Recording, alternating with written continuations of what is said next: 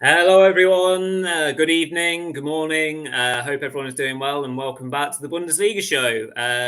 Yes, we are back for a match day 12 review. Myself and Peter, the returning Peter, the ever present Peter at the moment. So, welcome back, Peter. How are you doing?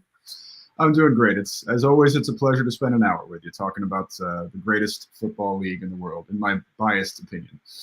Absolutely, in my biased opinion, agreed as well. No Mark this evening. He is otherwise engaged. So yeah, myself and Peter will be going through, all the biggest and most important talking points and action from the weekend's action just gone. Loads of goals, loads of action, some big and significant late goals going in everywhere.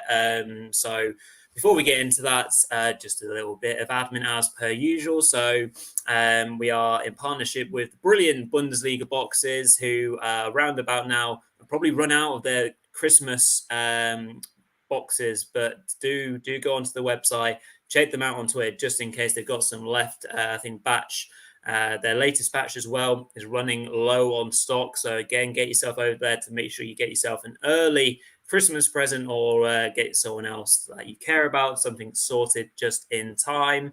And of course, Peter as well is from Bully News, who as well we are in partnership with. And the brilliant Runa and myself had our fantasy football show on Thursday, just gone. Really successful weekend for me, actually. I got 170 points from fantasy football. It's the best I think I've done ever. So that was fantastic. So make sure you check us out on Thursdays, before obviously the World Cup break, to get those important fantasy football updates. And make sure you check out bullynews.com for everything in between fantasy football, long reads, tactical analysis, of course, provided by Peter. Have proper deep dive into that. So make sure you get ahead and read Match Day 12. Tactical review from Peter and everything else in between. And please do smash a like on the video, comment along, say hello, whatever your thoughts are on the team that you support, anything else in between. If you've got a question for myself, if you've got a question for Peter, we shall answer them during this next 45 minutes or so. And of course, press the red button and subscribe so you don't miss out on any of this fantastic content until obviously we have our World Cup break, which, we're not really looking forward to having a break. We love the Bundesliga and we don't want it to stop. But anyway, less about the World Cup, more about Bundesliga football, Peter. And another crackers weekend as per usual. And I think it'd be quite a good place to start with the Saturday evening kickoff with Frankfurt playing Dortmund in what was a really entertaining game. Obviously, on the score sheet, it looks like a close encounter, and obviously, it was a close encounter. But how did Frankfurt lose that one? Well, we probably will have to get into officiating controversies at some point. It's not necessarily the favorite topic of Germans. As you know, and as some of our viewers know, Germans grade the referees in their press recaps. So this was not a good weekend for Bundesliga refereeing. It was also a lot of VAR controversy. And Kicker magazine, even their Umfrage der Woche, the survey of the week, was whether or not VAR should be dispensed with entirely after some of the mistakes that were made this weekend. According to Eintracht Frankfurt sporting director Markus Krösche, VAR was at fault for this loss because Frankfurt were the better team. They were by far the better team. They had an XG ratio pushing 3-1. And everyone admitted this. Jude Bellingham admitted that Frankfurt were the better team. The score of the game-winning goal did. The controversial play occurred in the 42nd minute of this match, in which Karim Adeyemi pushed down Jesper Lindström in the box. There was a bit of a hectic scene. The ball had hit the post. There was a possible offside involved. But in any event, the VAR team did not compel match official Sascha Stegemann to take a second look. Stegemann has since admitted his mistake, so on and so forth. Having gotten that out of the way, it was a really fun match. I really enjoyed it.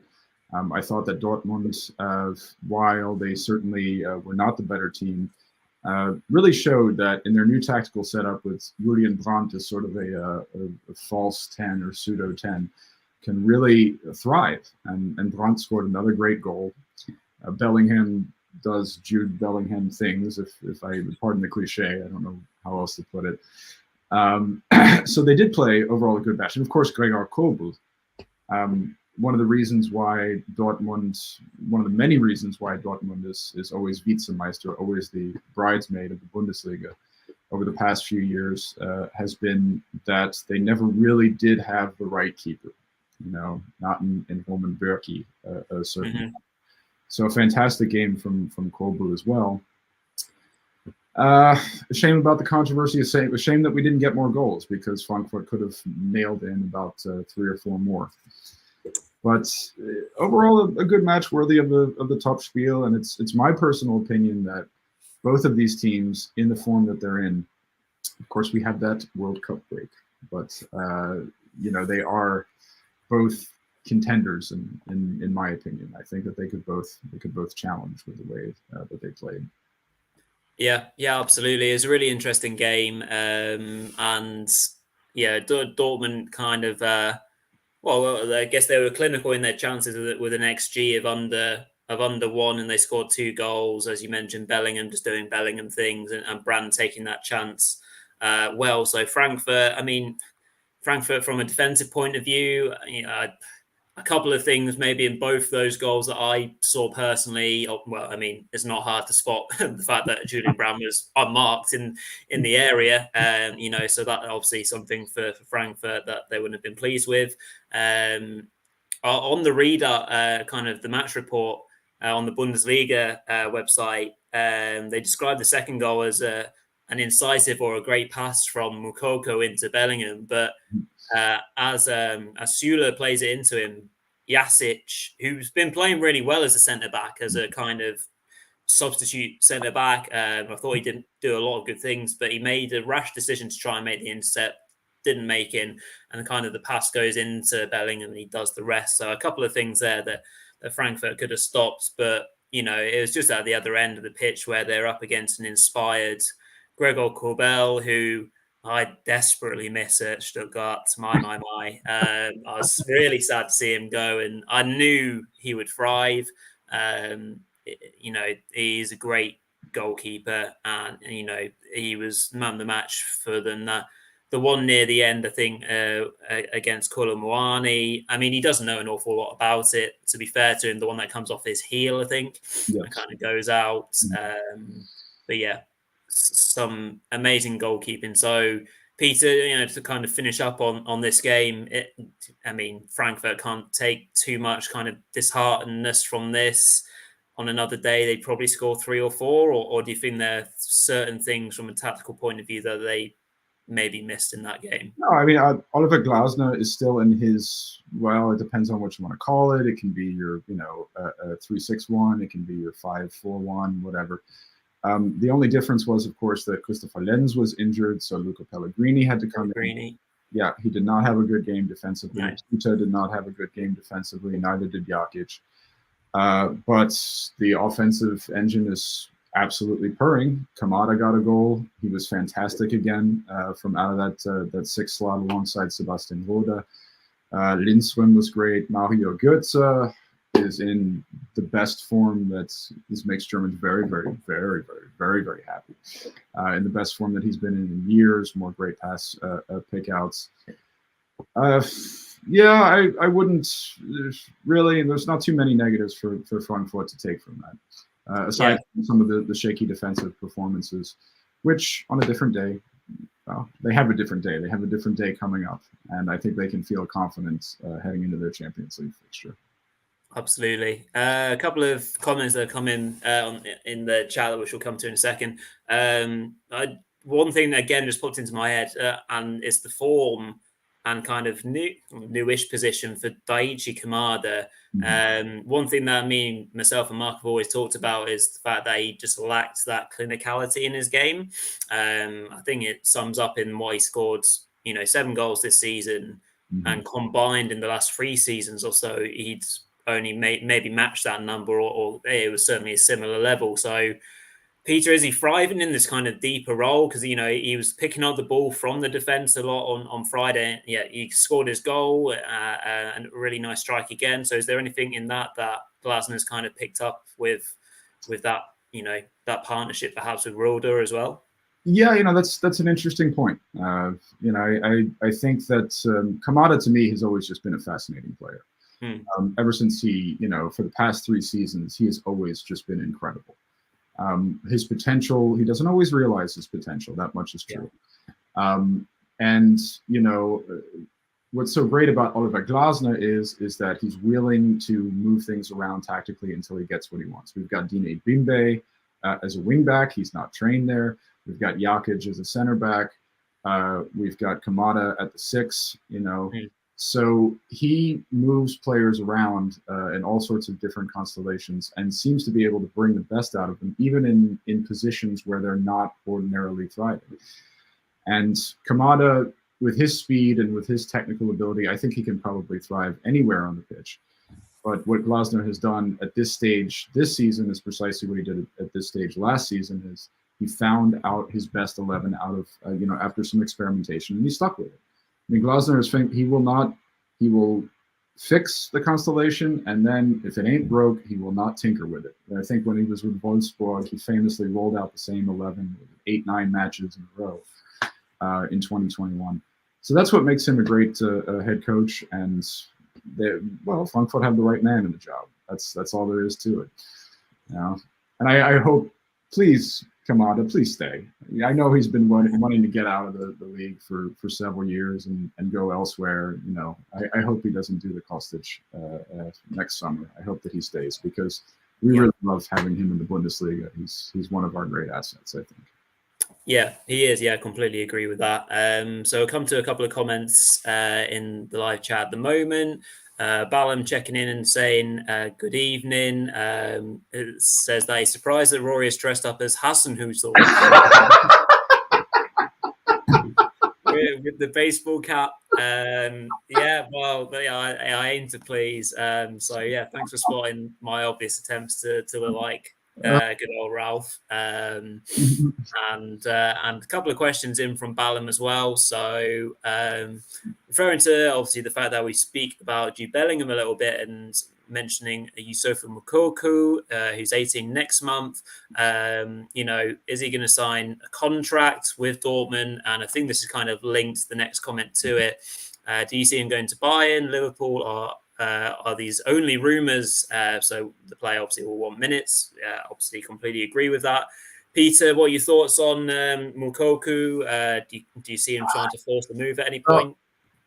He resisted all attempts at a contract extension this summer. And as a matter of fact, that was quite the saga.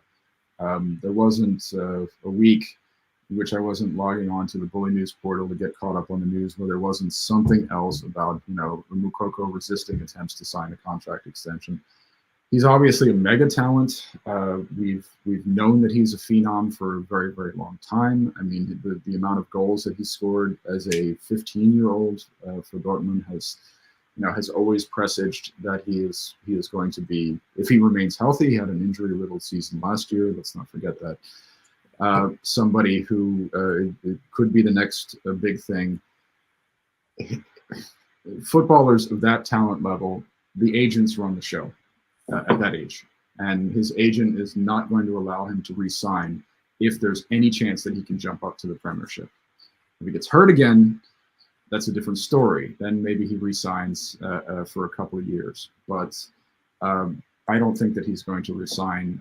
The latest story is that he's waiting till his 18th birthday to resign. That's pretty spurious sources on that. I don't think I'd buy that. It's coming out of Sportbild. So our main sporting tabloid, which gets a lot right, but I mean, they get a lot wrong.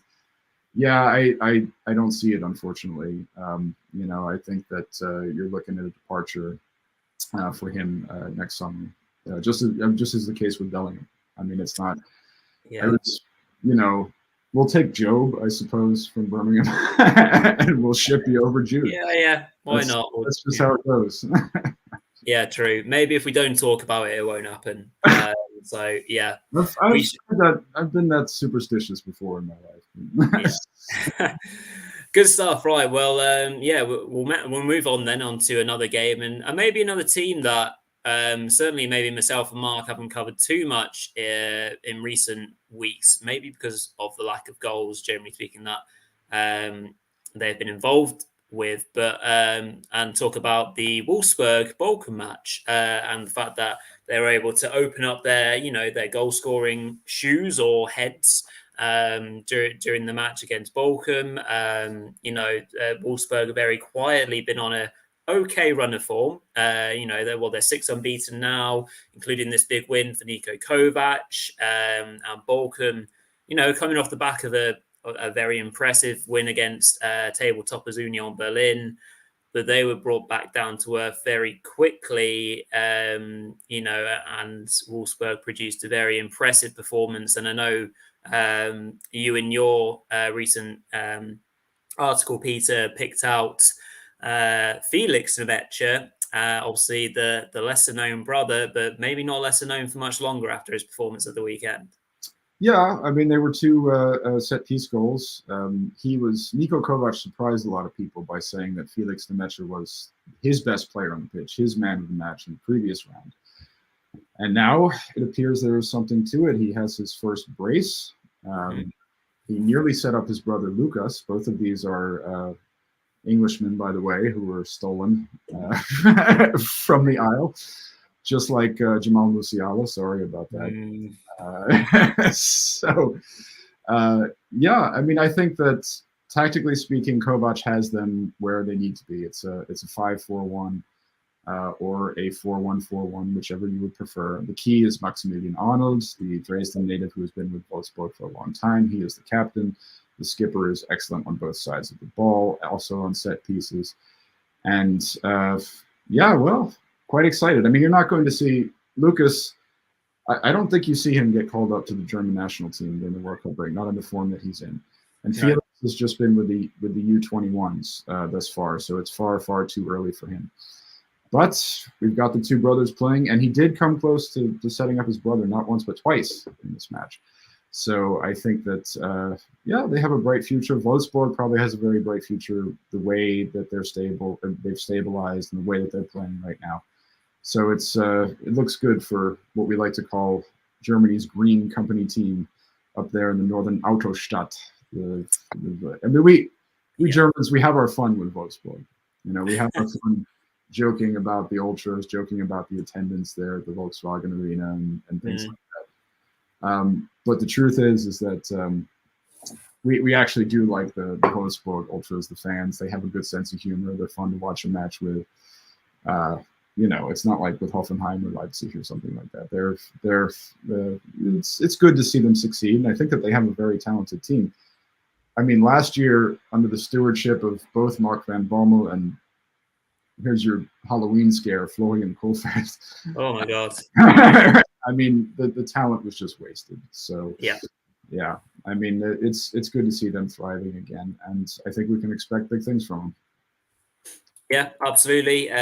Certainly one thing that struck a chord with me was during the match, Wolfsburg displayed that they're the dominant team anyway, but from set pieces, as you mentioned, Felix getting on the end of both of those, Maximilian Arnold free kicks, whether it was direct or if they wanted to play, work a better angle for themselves, which they did with the first goal, versus what is a Bochum side that are struggling in most areas. But again, they've struggled from set pieces themselves and conceded, whether it's a league high or one of the, the most amount of goals so far in the division. So I guess, Peter, that was quite an easy thing for Niko Kovac to maybe target and use the strengths of his set piece deliveries to get those kind of free goals. Yeah, it was a shame to see Bochum take a step back because they really did an excellent job of beating Union at their own game last week. Physical with the midfield duels and everything. But Sturger and Förster and Losilia, they really, the Wolfsburg constellation is more of a bypass constellation, so they didn't get a chance to engage in those midfield duels, and that was problematic. And then Thomas Lech brought on Gunvola or Gunvula, I hope I'm pronouncing that name correctly, at the half to try and get into a 4-4-2, and it just didn't work. I mean, he tried to tinker a little bit too much when it became clear that his game plan wasn't going to work in the opening 45. Still like Bochum, still like their grit, still like their mix of Bundesliga journeymen that the nerds like myself and you and perhaps some of our viewers are familiar with. But it just, I mean, they couldn't compete, not on this day. Yeah, absolutely. I think there's not much else to kind of extract from that game, really, was there? Just a Wolfsburg side who just had too much for them on the day and targeted them in all the right areas. Good stuff. So we'll move on to the game, which again was a game that was hard to not miss, or hard, sorry, to miss. In the fact that there were 8 goals in it, and 6 of them were for the champions and the record champions at that, who were rather starting to look ominous once more. Maybe the World Cup break will come at a good time for the Bundesliga and not Bayern, who put 6 past Mainz, the not so mighty Mainz, but. It was a game that we were excited about, I think, and I think during the Bundesliga show last week, you and Mark were referring to the possibility of who would start up front for Mainz, and whether Ingvartsen would get the nod, and Johnny Burkhardt did. But yeah, I mean, it was a crazy game. Bayern started imperiously and kind of only really gave Mainz, I mean, they literally gave Mainz their goals because of Nubel's errors. It wasn't a great weekend for substitute goalkeepers, was it? Really, some of the replacement or the substitute goalkeepers that we have in this league, I think, like to be generous at times. But anyway, Peter, 6 goals. What's going on with Choupo-Moting? They found this, a way of playing around him, and he's got 6 goals in his last 5 or 5 in his last 6. Forget which way around it is. And goals in his last 5, and also 3 assists. He had a goal and assist today. He had over the weekend. He had 4 shots on target, 3 assisted shots. We are in the grips of Choupo fever in the Bundesrepublik. We're very, very happy to see our boy. He is our boy after all. He's a Cameroonian international, but he's a Hamburg native who played for Mainz. He played for Schalke. Before he made that wonderful career choice to go over to Stoke. We're, of course, I mean, how to describe what Choupo is. The form that he's in right now, Nagelsmann, it just shows what a good trainer Julian Nagelsmann is. He is working Choupo to drop deep, hold balls up, pick out his colleagues. He's not operating like a classic 9. This guy could be a what Germans call a halb 9 or a half 9. He could be a pseudo 10, much in the way that Brandt is functioning right now at Dortmund. He has been amazing. I mean, of course, pretty much everybody on Bayern was amazing on that day. We don't want to forget how great Kimmich and Goretzka were. Sadio Mane had his best game in a Bayern tricot, I think, since round 1. Azraoui, good God, he was all over the place. He kept running up. The Moroccan was sensational. Choupo is just, you wonder why Nagelsmann didn't go for this earlier. I mean, perhaps he needed some extra training sessions to get him sort of drilled in the type of football that he wanted him to play up top. But this is working out fantastically. Germans are loving it. As a diehard Africa football enthusiast who, always covered the Africa Cup of Nations and was so sad to see Choupo sit it out in 2017 when Cameroon won the title. I just couldn't be happier for him. And I would like to take up cudgels for Mainz too in this game. I think that they played very, very well. The defining moment of that game was shortly after Musiala achieved the 2-0. Burkhardt hit the crossbar and Jason Lee then hit the post. They were fighting back. They were fighting back after they went down 3-0. They were fighting back after it was 4-1. They really did not quit until the end. And I think Svensson made the right choice, maybe, as crazy as it sounds, to sit Ingvartsen, because Choupo-Moting's on a scoring streak, so is Ingvartsen. The Dane, he had scored in 5 or 4 consecutive matches. Now he's scored in 5 consecutive matches. Yeah. But Onisiwo's form is just so good, and he wanted Onisiwo operating as his lead striker, and he didn't reunite Burkhardt and Onisiwo. They weren't actually paired. It was Lee and Burkhardt who were.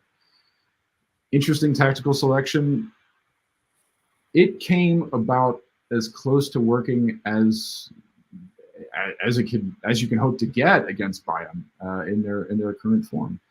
And so, I mean, it was a great game. I certainly enjoyed writing a detailed report about it because there was great football from both sides, and it was just exciting. It was definitely, I mean, in my opinion, the match of the weekend. I know you have your opinion on Stuttgart being the match of the weekend. We'll get to that before too long. Yes, maybe not as entertaining, but yeah, Bayern were playing some really amazing football. We're so on it from the start, and as you rightly mentioned, Choupo-Moting is getting a lot and some well-deserved credit because he's just he was involved in so much of all of those goals as well, and to get his deserved one right at the end, either confidence boosting goal for the substitutes and 17-year-olds Matthias Tell rather. So there's no kind of negative. Well, the only negative is the fact that Nubel looked shaky in goal and made a couple of mistakes. But you mean Sven Ulreich, right? Sorry, you mean Sven Ulreich? Oh yeah, of course I do. Yeah, Nubel's in France, man. Yes, I'm getting my goalkeepers completely mixed up. Yes. Actually, what were your thoughts on that penalty call when Ulreich swiped Burkhardt's face? Is that? To be fair, I see this a lot in games, and I always think if it's my team on the receiving end of it, I think that's quite clearly foul play from the goalkeeper because they are so well protected as a species. Goalkeepers. Yeah, that's it. Yeah. So I thought it was a penalty. I thought he missed the ball and punched the player in the face. It is an interesting one. To it, but I see what you're saying, and that was, I mean. Why did Burkhardt take the penalty so quickly after getting smacked in the face? I don't. Who thought that was a good idea? I mean, if you just got smacked in the face, you want to go up against that same keeper. I mean, there's got to be something mentally going on there. That was. Yeah. Well, they scored anyway. Two goals from 2 missed penalties in that match. That's hilarious. Yeah, it was obviously Sadio Mane as well. But amazingly entertaining game as you always get in the Bundesliga and often with Bayern involved.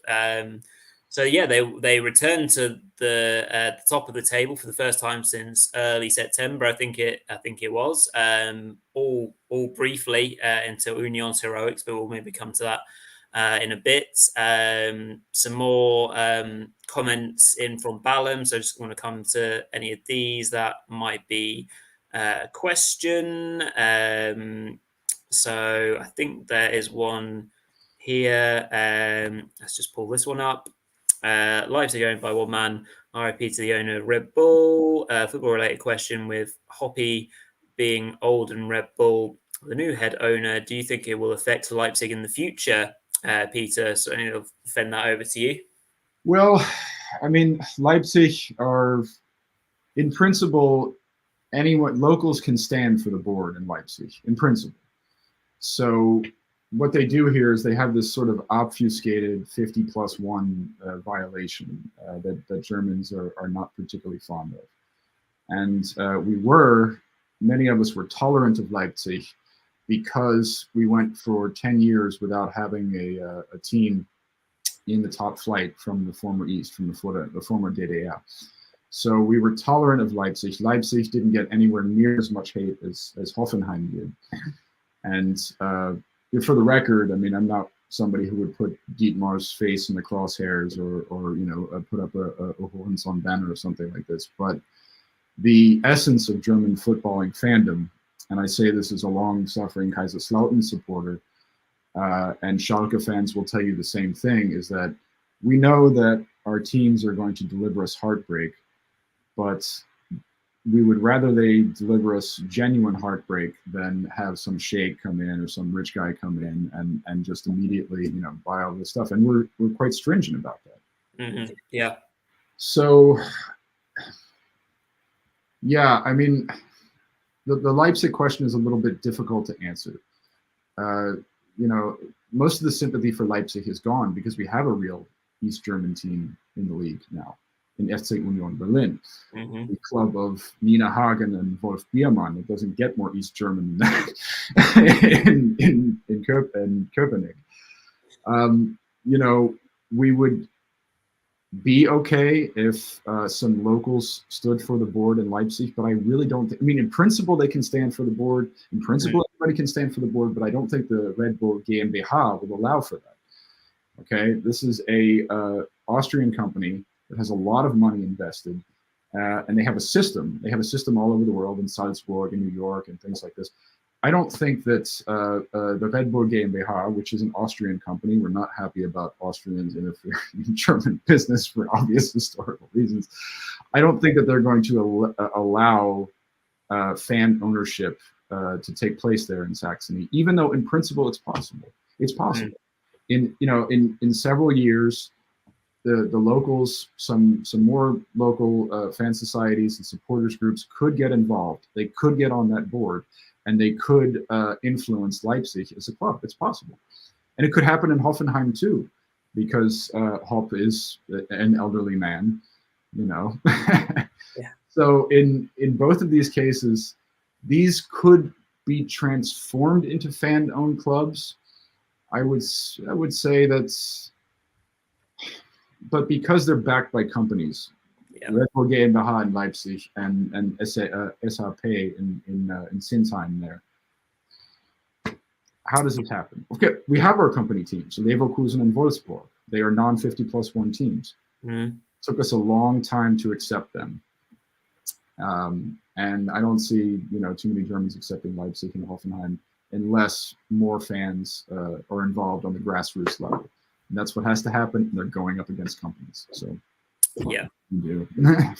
Yeah, really interesting take that, Peter, because obviously from my perspective, English background, where we see a lot of it more in the English game, and it's not widely accepted, but people just kind of see it, they just feel as if it's inevitable, whereas obviously the model in Germany prevents that to a certain degree.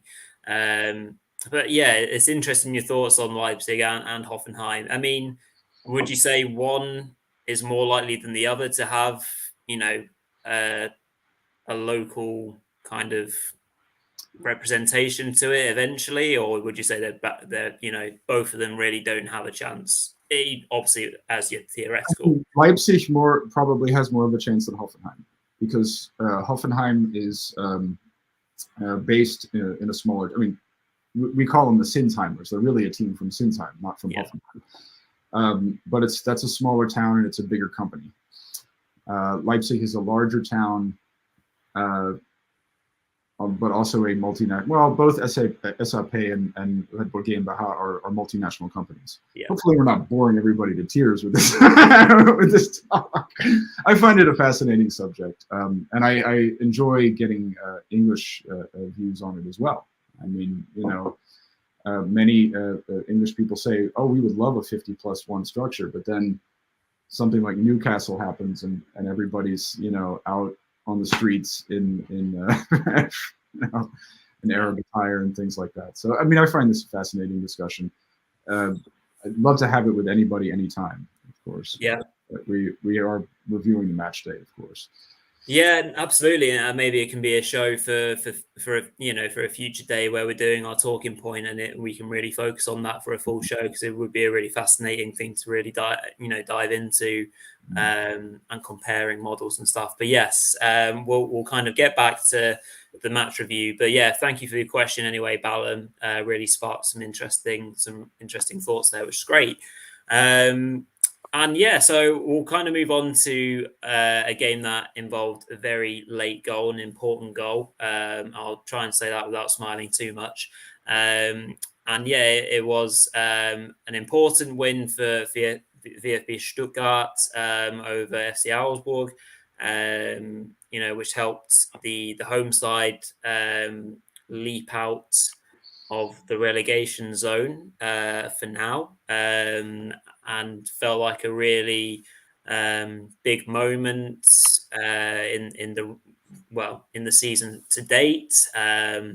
But as dramatic as the game and the last minute goal was to win the match, and despite being 1-0 down very early on, I thought it was a really good performance from the home side, and I'll gladly pass over to you in a minute, Peter, for your thoughts. But other than the defensive slip from Zagadou, who again I've got my own thoughts on as a signing, Stuttgart, I haven't checked what their XG was, but I imagine it must have been pretty high, because they should have scored more than 2 goals.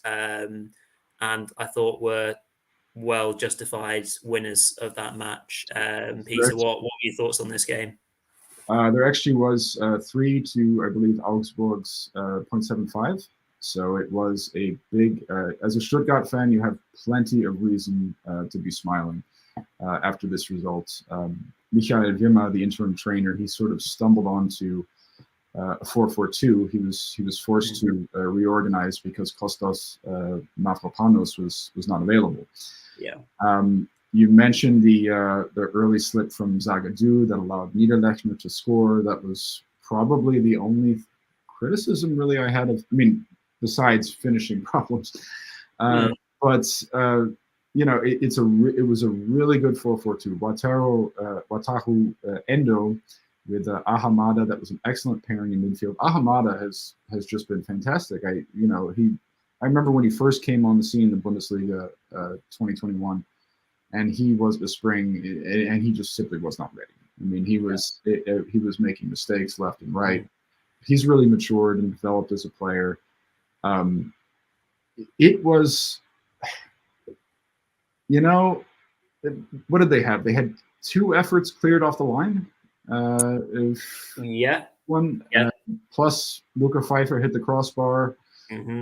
Plus Guirassi missed a sitter, and also tried to get a little too fancy with that overhead bicycle kick. What that would have been. But I really think that they played well. They played excellently. Unfortunately, they weren't able to break that curse of, they still haven't scored from a corner this year, but damn, did they come close. Endo got a chance in. Ito, who we were talking about a couple of weeks ago, one of the better matches that I saw for him. I really, really like this 4-4-2 from Wimmer. Valdemar Anton was filling in at right back. He was. But Mavropanos can play right back in a 4-4-2.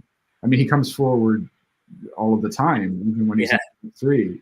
So I hope that they stick with this, really. And I think that this could have some real potential. I mean, you got Borna Sosa back at the fullback position. You got Silas on the wings. You got Friedrich operating opposite Silas. He's probably a better axial partner for him than Sosa is, because the stagger's just simply too complicated. Lot to be pleased with in this match for Stuttgart, and also the shout out to the fans, the Cannstatter Kurve, for their great choreo before kickoff. Probably Schalke had a great choreo before kickoff, so did the Bayern as well. But great stuff from the Neckarstädter there in Württemberg. Wonderful job from them. Yeah, it was really impressive. And yeah, the late goal was completely and utterly well deserved and needed quite desperately. And some important games to come as well. In a couple of games' time, Stuttgart play Hertha, which will be a fascinating contest, I think. Before that, Friday night's game this weekend is Stuttgart Gladbach. So really interested to see how they fare it in that one. From an Augsburg point of view, then Peter, they're just at the moment developing this rather annoying habit of throwing their leads away, or not throwing them away, but having their leads kind of dissipated in these matches. Anything kind of from a tactical point of view that you spotted, whether it's something that they're not kind of getting themselves set up for? There are caveats probably to all the games where their leads have dissipated. You can throw in the RB Leipzig one with the red cards. So is it just one of those things where they just need to shut up shop a little bit quicker or a little bit earlier? I know scoring 1-0 after 4 minutes is not where you shut up shop for 86 minutes, but is there anything in that? Tactically, as far as I could tell, there weren't any changes from Mawson. He was still in that 4-4-2. Now, of course, he lost Ruben Vargas early in this one. And we had the youngster Petkov come on. So that affected it a little bit. They did not, it was not a good game from them at all. And coming back to these damn officiating controversies, I really didn't appreciate all the grousing from Florian Niederlechner and Stefan Reuter afterwards about this handball penalty from Borna Sosa. They wanted to pin the excuse on that, and the fact is they just played an incredibly poor game. Herbeleo, Bauer, and Frederick Jensen, who was playing at right back, they couldn't build out of the back at all. Mads Peterson also had a poor match. Elvis Rexbahai and Carlos Russo were booked. That had maybe a little bit something to do with their play. We should mention with Augsburg, I mean, this is ordinarily a gritty side. They're leading the league in yellow cards. And Klaus Giasula isn't even playing for the team. What the hell's going on? So I mean, they played a poor game front to back, and Stuttgart outplayed them. Endo and Ahamada, I think both of them had close to 90% pass completion rates. So they just zipped right by the midfield there. Contests heading for the second balls, it wasn't there from the Fugerstädter at all. It wasn't there from them at all. They played a poor game. They deserved to lose. And more officiating controversies over that handball. It's no excuse. Yeah, absolutely. Good stuff. We'll go through one more game and then we'll kind of skip through the other ones in a slightly quicker format. Just quickly, Paul McGarrigy from OTB just tuning in to say, great show tonight. Really interesting discussion about the ownership RB in Hoffenheim. So thanks very much for that, Paul. Hope you are doing well and enjoying the show, as basically has been mentioned by Balam as well, kind of saying interesting structure of Hoffenheim and Leipzig. So really interesting to go through that. So I think the other game that we can go through in a little bit of detail and what was really interesting was the late drama that we saw with Union Berlin and Borussia Mönchengladbach, a game that saw a couple of disallowed goals as well. Rightly or wrongly, we obviously this VAR stuff that we've been kind of trending this week. But it's an interesting match to which Union did trail after they had a goal disallowed for the handball. Was it on Geraldo Becker? I think it was. It was, yeah. With the deflection, which I think was more or less the right call. I haven't seen all the angles from all the replays. Be interested to hear your thoughts on that in a second, Peter. But I think this is the first time this season that Union have staged a comeback, because the other 2 games where they did trail, against Bochum last week and against Frankfurt, I think the other one was against, they obviously were not able to stage such a comeback. So yeah, and both goals were, from those aerial sort of threats that Union possessed. So was it, Peter, of a case of Union going back to what they knew, or did Gladbach allow them to kind of put those really dangerous balls into the area and kind of not maybe protect the goalkeeper enough, perhaps? The way I saw this game, of course, I mean, Union, they only know one thing. They only know Urs Fischer's 3-5-2 double stack. And they are a team that does play for the quick counter. They absorb pressure. They often sit deep. Bochum were able to beat them at their game last week. This week, Gladbach tried to. They tried to mirror that a little bit. Of course, they didn't have Manu Kone, who was suspended. So they sort of stacked Lars Stindl, Christoph Kramer, and Julian Weigel in the midfield. And they were able to cancel out Union's game for a time. And there was some, interesting trickery there from Thuram, who probably should have doubled the advantage. I think, apart from the cliches of determination and grit on those 2 late goals, the fact that Urs Fischer has a bench that can, he can pretty much plug anybody into that system.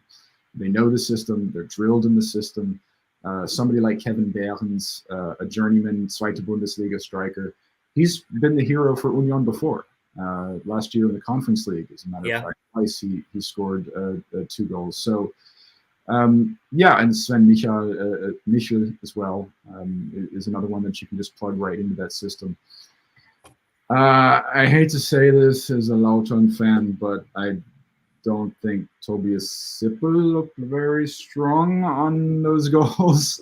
That's not something that I like to say, but I think that Gladbach, they're missing injuries of just crucial injuries. Ko Itakura in the back, they need him back, and of course you need Jan Sommer.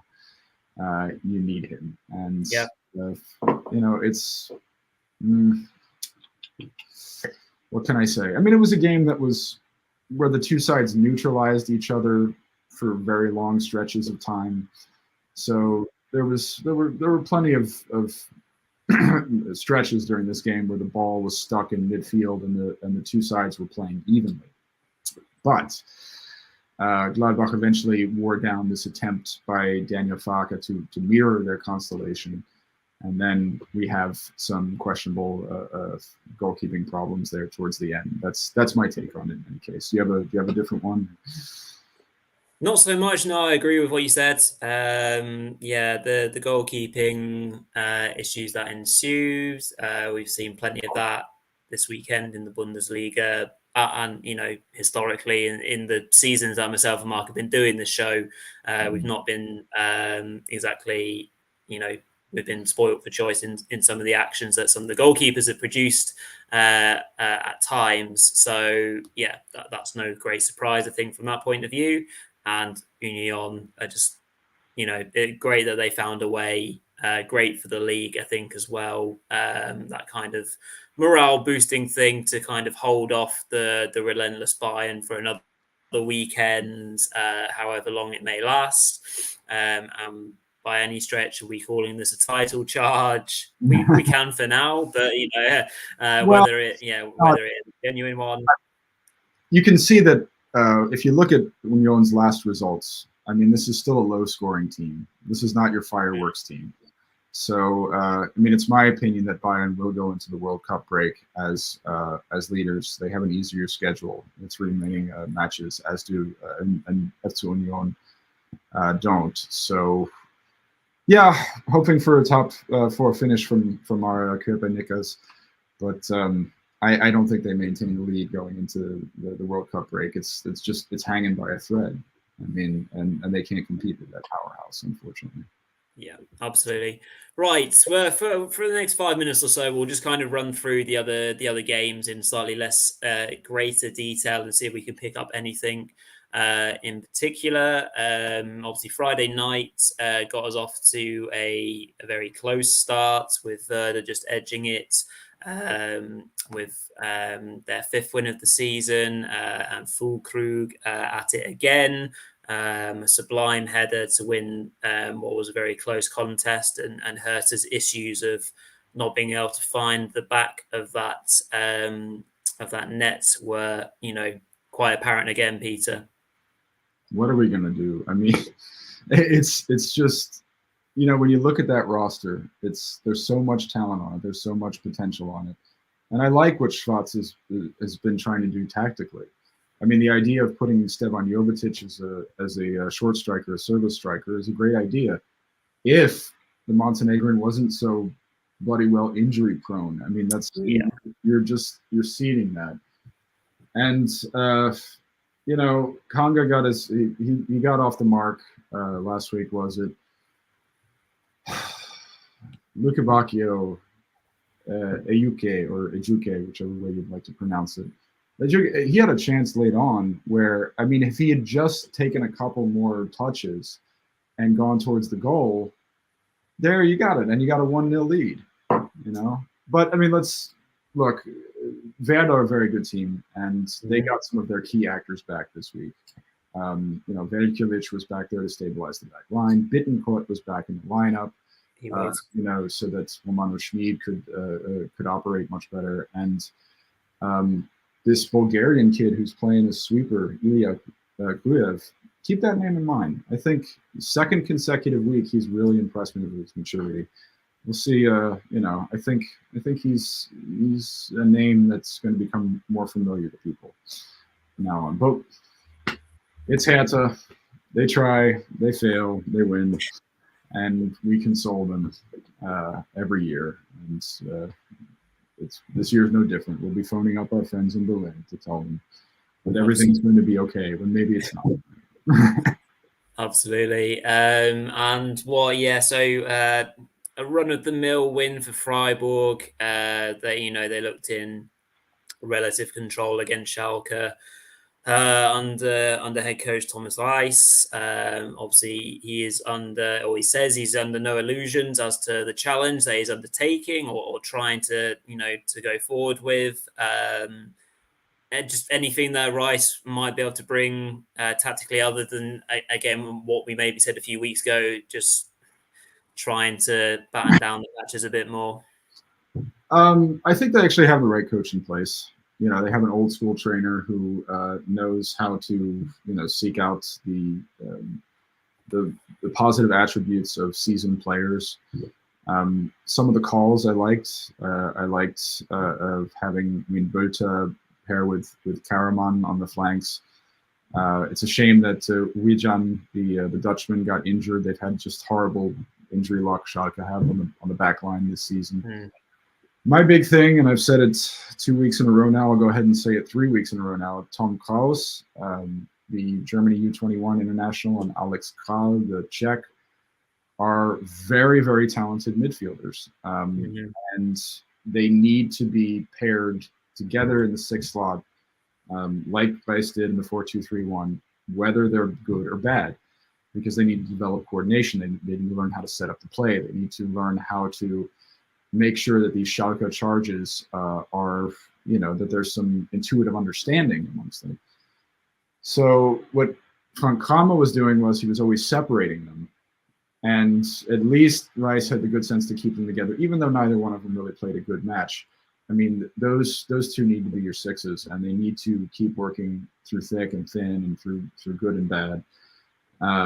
And beyond that, you can do a lot of different things. You can do a 4-4-2. You can pair Terodde with Pota up front if you want. Once you get Jordan Larson back, maybe you can use him as a service striker. There might be some slight. I mean, they're not going to get another point before the World Cup break. They're not. I mean, they're going to finish where they are right now. But we got an expanded transfer window. We've got time for some of these injuries to heal during the long World Cup break. And we've got better teams that are going to be coming back with exhausted players, or not exhausted, but players who are not creatively there.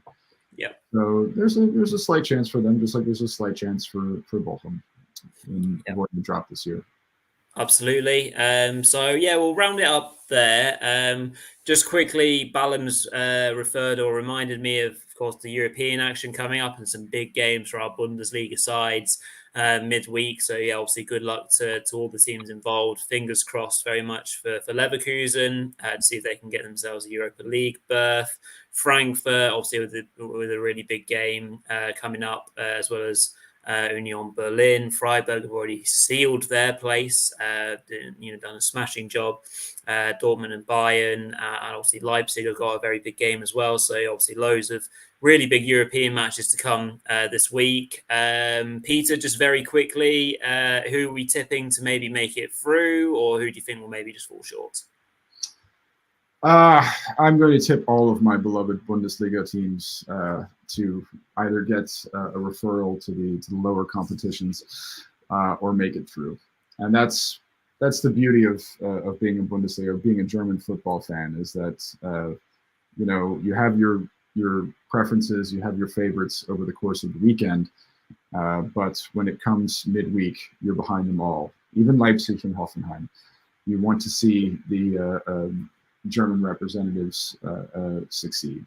So I'm going to say I'm optimistic about that. I'm even optimistic about Leverkusen because they played so horribly this week. with Xabi's rotations. I think they had an XG of 0.14. I mean, good Lord, they were awful.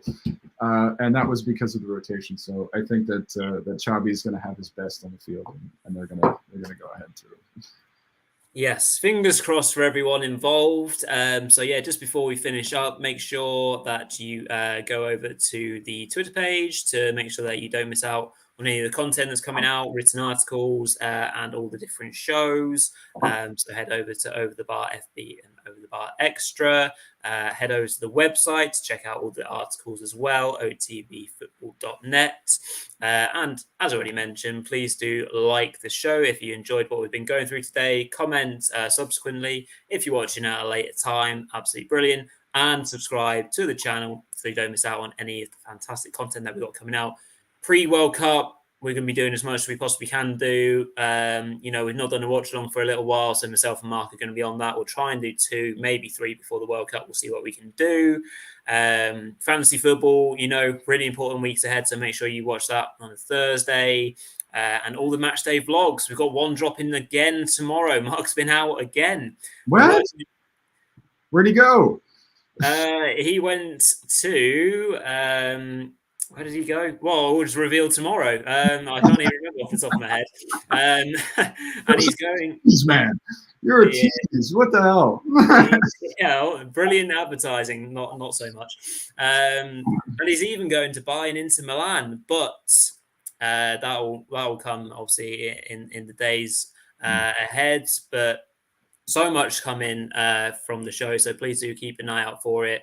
And everything else from the channel as well. So that's it from Peter and myself. So have a lovely evening, everyone. Have a happy Halloween, and we'll catch you in the next one.